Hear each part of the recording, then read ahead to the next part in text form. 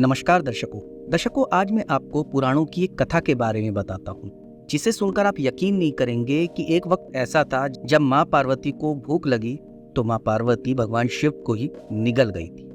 क्या है पूरी कथा, चलिए आज मैं आपको बताता हूँ। पुराणों के अनुसार एक बार माँ पार्वती को बहुत तेज भूख लगी होती है, पर कैलाश पर उस समय कुछ न रहने के कारण वह अपनी भूख शांत करने के लिए भगवान शंकर के पास जाती है और उनसे भोजन की मांग करती है। किंतु उस समय भगवान शंकर अपनी समाधि में लीन होते हैं। माँ पार्वती के बार बार निवेदन के बाद भी भगवान शंकर ध्यान से नहीं उठते और वह ध्यान मुद्रा में ही मगन रहते हैं। माँ पार्वती की भूख और तेज हो जाती है और वह भूख से व्याकुल हो उठती है, परंतु जब माँ पार्वती को खाने की कोई चीज नहीं मिलती है तब वह श्वास खींचकर शिव जी को ही निकल जाती है। भगवान शिव के कंठ में विष होने के कारण माँ के शरीर से धुआं निकलने लगता है।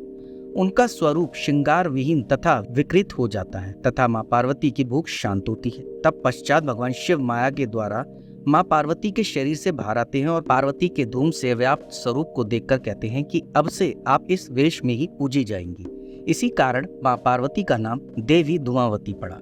एक अन्य कथा के अनुसार जब माँ सती ने पिता के यज्ञ में अपनी स्वेच्छा से स्वयं को जलाकर भस्म कर लिया था तो उनके जलते हुए शरीर से जो धुआं निकला उससे धूमावती का जन्म हुआ, इसलिए वह हमेशा उदास रहती है। माँ धूमावती धुएं के रूप में सती का भौतिक स्वरूप। धूमावती देवी का स्वरूप विधवा का है।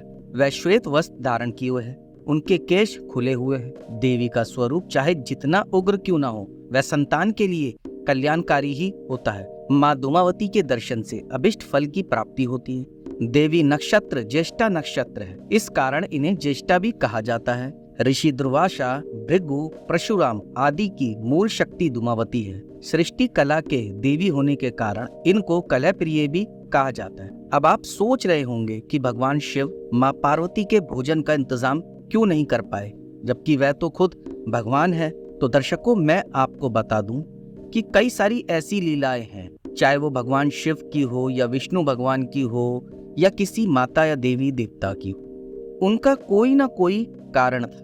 उनकी कोई ना कोई लीला आगे चलकर किसी न किसी सीख का रूप थी जो आगे चलकर उनके भक्तों के लिए एक सीख भी थी। इसलिए भगवान की हर लीला के पीछे कोई ना कोई कारण था। उम्मीद करता हूँ आप समझ गए होंगे।